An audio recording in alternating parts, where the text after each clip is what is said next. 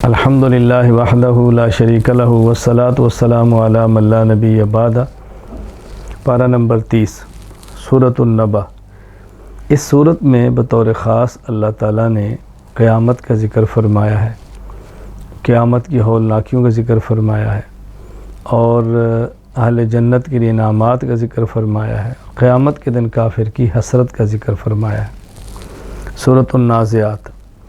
اس صورت میں بھی اللہ تعالیٰ نے قیامت کا ذکر فرمایا ہے، دوبارہ جی اٹھنے کا ذکر فرمایا ہے، اور اسی صورت میں اللہ تعالیٰ نے فرعون کو عذاب دینے کا ذکر فرمایا ہے اور آخرت کی طرف متوجہ فرمایا ہے۔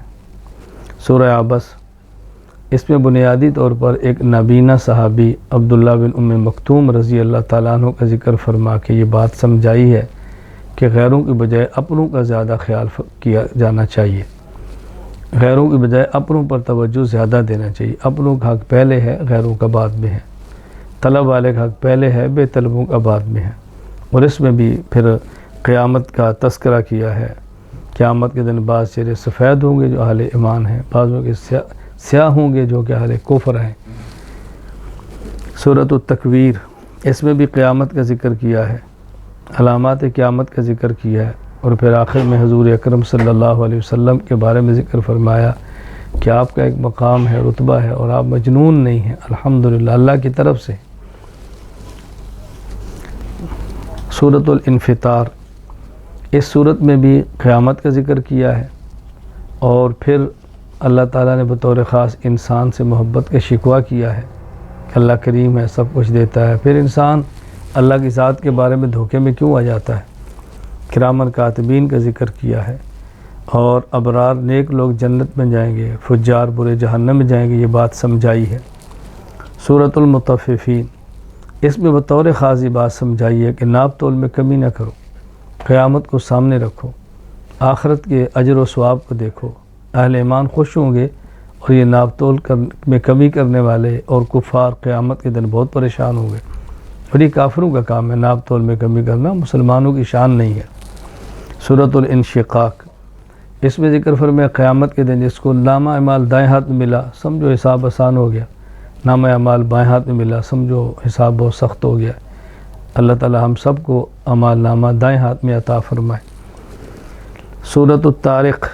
اس میں اللہ تعالیٰ نے انسان کی بطور خاص تخلیق کا ذکر فرمایا کہ انسان ایک پانی کے قطرے سے پیدا ہوا ہے، تو انسان کو اپنا ماضی بھولنا نہیں چاہیے۔ حفاظت پھر انسان کے ہر حال میں اللہ کرتا ہے، تو حفاظت کرنے والے اللہ کا خیال کریں، اور اللہ نے جو مہلت دی ہے اس سے فائدہ اٹھائیں۔ سورۃ الاعلیٰ۔ اللہ تعالیٰ نے اس میں تسبیح اور تقدیس بیان فرمائی ہے، قرآن کریم کی حقانیت بیان فرمائی ہے، قرآن کریم کی حفظ کا آسان ہونا بیان فرمایا ہے۔ سورۃ الغاشیہ۔ اس میں قیامت کا ذکر فرمایا، وحدانیت کے دلائل دیے ہیں، قدرت کے دلائل دیے ہیں، اور پھر یہ بات سمجھائی ہے کہ پیغمبر کے ذمہ بات کو سمجھانا ہے، پیغمبر کے ذمہ بات کو منوانا نہیں ہے۔ سورۃ الفجر۔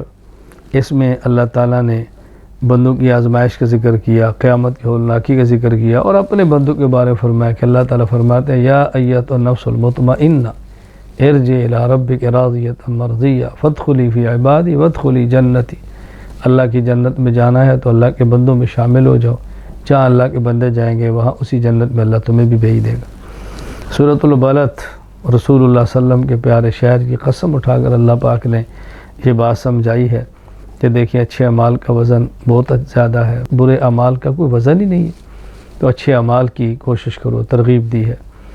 سورۃ الشمس۔ اس صورت میں اللہ تعالیٰ نے 11 قسمیں اٹھا کر یہ بات سمجھائی ہے کہ جو شخص تقوی اختیار کرے گا، اصلاح کرے گا، کامیاب ہوگا، جو تقوی اختیار نہیں کرے گا، اپنی اصلاح نہیں کرے گا، وہ شخص ناکام ہو جائے گا۔ سورۃ اللیل۔ اللہ تعالیٰ نے قسمیں اٹھا کر بات سمجھائی ہے کہ دیکھیں اچھائی کا راستہ اختیار کرو گے تو کامیابی، برائی کا راستہ اختیار کرو گے تو ناکامی۔ سخاوت انسان کو آگے لے جاتی ہے، بخل انسان کو پیچھے لے جاتا ہے، اور مخالفین کی تردید کی ہے میرے پیغمبر، اصل آخرت کی نعمتیں، آپ ان کی مخالفت کی پرواہ نہ کریں، بس آخرت کے کام میں لگے رہیں۔ سورۃ الضحیٰ۔ والضحیٰ واللیل اذا سجا۔ نبی کریم صلی اللہ علیہ وسلم سے محبت کا، اپنے راضی ہونے کا تذکرہ کرایا، کبھی ناراض نہ ہونے کا ذکر فرمایا، اور بطور خاص یہ 3 حکم دیے ہیں مانگنے والے کا خیال کرو، یتیم کا خیال کرو، اور مانگنے والے کو ڈانٹو مت، جھڑکو مت، اللہ تعالیٰ جو نعمت عطا فرمائے اس کا تذکرہ کرو۔ سورۃ الانشراح حضور اکرم صلی اللہ علیہ وسلم کے مقام و مرتبہ کو بیان کی ہے کہ اللہ نے حضور کی عظمت کو بڑھا دیا ہے، اور مصیبت اور تکلیف کا ذکر کیا ہے کہ اللہ جب تکلیف دیتے ہیں تو پھر اس کے بدلے میں 2 راحتیں بھی دیتے ہیں، اس کا بھی خیال کرو۔ صرف مصیبت نہ دیکھو، مصیبت پہ ملنے والی آسانیاں اور اجر اور ثواب کو بھی ذہن میں رکھا کرو۔ سورۃ التین اللہ تعالیٰ نے قسمیں 4 اٹھا کے بیان فرمایا کہ انسان کو اللہ نے شکل و صورت کی بات اپنی مخلوق میں سب سے خوبصورت بنایا ہے، تو انسان کو اس بات کا خیال رکھنا چاہیے۔ پھر یہ صورت نے ایک دن ختم ہو جانا ہے، لہذا آخرت کی تیاری کے اندر لگے رہیں۔ سورۃ العلق اللہ پاک نے یہ بات سمجھائی ہے، اور کہ اللہ تعالیٰ نے قلم کو کیسے پیدا فرمایا، قلم کس لیے بنایا، انسان کو کیسے بنایا، قلم کی عظمت کو بیان فرمایا، اور یہ بات سمجھائی ہے غرور اور سرکشی سے بچو، مال و دولت کی وجہ سے تکبر نہ کرو، بلکہ سجدہ کرو، اللہ کا قرب حاصل کرو۔ اللہ تعالیٰ عاجزی سے اور سجدوں سے قرب دیتے ہیں۔ سورۃ القدر لیلۃ القدر کی عظمت کو بیان کیا کہ اس میں اللہ تعالیٰ نے قرآن کریم کو نازل فرمایا ہے۔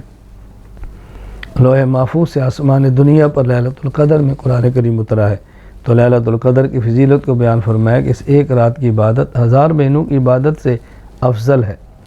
سورۃ البینہ اس میں بتایا کہ مشرک ناکام ہوں گے، یہود و نصارہ نبی کو چھوڑ کر ناکام ہوں گے، اور یہ بات سمجھائی ہے کہ جو نیک اعمال کرتے ہیں اللہ ان سے راضی ہے۔ بطور خاص صحابہ کرام رضی اللہ تعالیٰ عنہ اجمعین کو یہ اللہ نے دنیا میں انعام دیا، رضی اللہ عنہم ورضوا عنہ، وہ اللہ سے راضی ہیں، اللہ ان سے راضی ہے۔ سورۃ الزلزال قیامت کی ہولناکیاں بیان، جب قیامت آئے گی زمین خزانے باہر نکال دے گی، کوئی لینے والا نہیں ہوگا، اس وقت کو یاد کرو۔ دنیا میں چھوٹی سے چھوٹی نیکی اللہ اس کا بھی اچھا بدلہ دیں گے، چھوٹی چھوٹی برائی اس کا برا بدلہ ملے گا، قیامت کے حساب بے باک کر دیا جائے گا۔ سورۃ العادیات دوڑنے والے گھوڑوں کی قسمیں اٹھا کر یہ بات سمجھایا کہ دیکھو گھوڑا وہ جانور ہے، جس کا کھاتا ہے اس کی بات کیسے مانتا ہے، تو تم انسان ہو، نہ شکری مت کرو، جس اللہ کا کھاتے ہو اس اللہ کی اطاعت بھی کرو۔ سورۃ القاریہ قیامت کا ذکر کیا، اور پھر یہ بات سمجھائی کہ جن کے اعمال نیک ہوں گے ان کا اعمال نامہ وزنی ہوگا، جن کے اعمال نامہ غلط ہوگا، گناہ زیادہ کی ہوں گے، ان کا اعمال نامہ بہت ہلکا ہو جائے گا، اور قیامت کے دن اعمال کو گھنا نہیں جائے گا، تولا جائے گا۔ نیک اعمال کرو اور اخلاص کے ساتھ کرو۔ سورۃ التکاثر انسان کو بتایا کہ اللہ نے جو نعمتیں دی ہیں تمہیں غفلت میں نہ ڈالے، اللہ کی نعمتوں کا شکر ادا کرو، قیامت کے دن ایک ایک نعمت کا تم سے حساب ہوگا۔ سورۃ العصر اللہ تعالیٰ نے قسم اٹھا کر یہ بات سمجھائی ہے، کامیاب وہ شخص ہوگا جس کا عقیدہ ٹھیک ہو، اعمال سنت کے مطابق کرے، پھر صحیح عقیدہ نیک عمل کی دعوت دے، اگر اس دعوت پر کوئی مشکل آ جائے تو اس کو خندہ پیشانی سے برداشت کرے۔ سورۃ الہمزہ اس میں اللہ نے سمجھایا کہ مال گن گن کے رکھنا، بخل کرنا، چغل خوریاں کرنا، دوسروں کا مذاق اڑانا، تانے دینا، یہ انسان کو برباد کر دیتا ہے۔ سورۃ الفیل وہ واقعہ بیان کیا کہ جب ابرہہ لشکر لے کر آیا تھا کعبہ کو گرانے کے لیے، اللہ نے چھوٹے چھوٹے پرندے ابابیل بھیجے اور اس کے لشکر کو تباہ و برباد کر دیا۔ عبرت حاصل کرو، اللہ کے دین کو مٹانے کی بات نہ کرو، اللہ کے دین کی مدد کرو۔ سورۃ القریش اس میں یہ بات سمجھائی کہ دیکھو اللہ تعالیٰ تمہیں رزق بھی دیتا ہے، اللہ تعالیٰ تمہیں امن بھی دیتا ہے، اس اللہ کی عبادت کرو جو امن اور تمہیں رزق دیتا ہے۔ یہ بات سمجھائی، اصل چیز تو عبادت ہے، اور عبادت کا ماحول بنتا ہے اچھی معیشت سے اور امن سے، لہذا ایسے حالات پیدا کرو کہ جس سے امن بھی ہو، معیشت بھی اچھی ہو، اور اللہ تعالیٰ کی عبادت کے اندر لگے رہو۔ امن اور معیشت سرکشی نہ کرو، اللہ کی نعمت سمجھ کر اللہ کے سامنے جھک جاؤ۔ سورۃ الماعون یہ بات سمجھائی ہے، بخل نہ کرو، نماز کی پابندی کرو، نماز میں غفلت نہ کرو، چھوٹی چھوٹی چیزیں کھانے پینے کی ہوتی ہیں یہ دیا کرو، اتنا بھی آدمی بخیل نہ ہو کہ چھوٹی چھوٹی چیزیں بھی روک کے رکھ لے، تو سخاوت کرو، بخل سے بچو، نمازوں کا اہتمام کرو، سستی سے بچو۔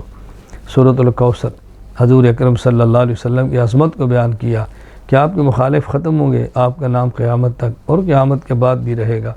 رسول اکرم صلی اللہ علیہ وسلم کی عظمت کو بیان فرمایا ہے۔ سورۃ الکافرون، اس میں عقیدہ شرک کا رد کیا ہے، بنیادی طور پہ شرک کی نفی کی ہے۔ سورۃ النصر، اس میں فتح کی بشارت دی ہے، لوگوں کے فوج در فوج اسلام میں داخل ہونے کا ذکر کیا ہے، اور آخرت کی تیاری کی ترغیب دی ہے کہ پیغمبر فتوحات آ گئی، لوگ مسلمان ہونا شروع ہو گئے، آپ کی آمد کا مقصد پورا ہو گیا، اب آخرت کی تیاری فرمائے۔ سورۃ اللہب، رسول اللہ صلی اللہ علیہ وسلم کا دشمن ابو لہب اور اس کی بیوی کا انجام بد بیان کیا ہے کہ کس طرح برباد ہوئے، اور آخرت کے اندر بھی وہ جہنم کے اندر جائیں گے، مال اور اولاد ان کے کام نہ آ سکی۔ سورۃ الاخلاص، اس صورت میں اللہ تعالیٰ نے توحید کو بیان فرمایا ہے۔ سورۃ الکافرون میں شرک کا رد ہے، اور سورۃ الاخلاص میں توحید ہے۔ یہ دو صورتیں بہت محبوب ہیں، عام طور پہ فجر کی نماز میں، فجر کی سنتوں میں پہلی رکعت میں سورۃ الکافرون اور دوسری رکعت میں سورۃ الاخلاص پڑھنے کا اہتمام کرنا چاہیے۔ آخری دو صورتیں سورۃ الفلق اور سورۃ الناس، اس میں یہ بات سمجھائی ہے کہ انسان کو چاہیے انسانوں اور جنات کے شرور سے پناہ مانگے، اللہ تعالیٰ کی حفاظت میں آئے، اور جادو سے بھی بچنا چاہے تو اللہ سے، اللہ کی پناہ میں آئے، وسوسے سے بچنا چاہے تو اللہ کی پناہ میں آئے۔ ہر حالت میں انسان کو چاہیے کہ شرور اور فتنوں سے بچنے کے لیے اللہ کی پناہ میں آئے۔ اللہ تعالیٰ نے سورۃ الفاتحہ سے قرآن کریم کو شروع فرمایا، سورۃ الناس پہ ختم فرمایا۔